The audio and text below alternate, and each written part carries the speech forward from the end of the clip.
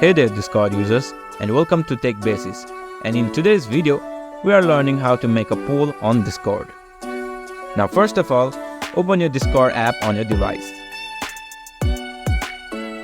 Once you're on Discord, go to your server's chat. Here, you'll see a plus icon at the bottom left corner of your screen. Just tap on it, and you will also see a poll option right here. Just tap on the polls option. Now you can create any kind of poll you want. For example, I'm just typing in like, who do you like more? And on the answers, I'm gonna type Luffy and Zoro. So this is the poll I have created. And I can even set the duration for the poll. So I'm gonna leave it in default. Now just tap on post. Your poll should get sent to the chat.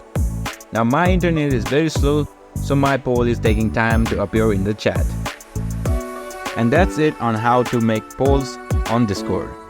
If you have any question or run into any trouble, leave a comment below and I'll try my best to help you. Be sure to like this video and subscribe to my channel for more tech tips.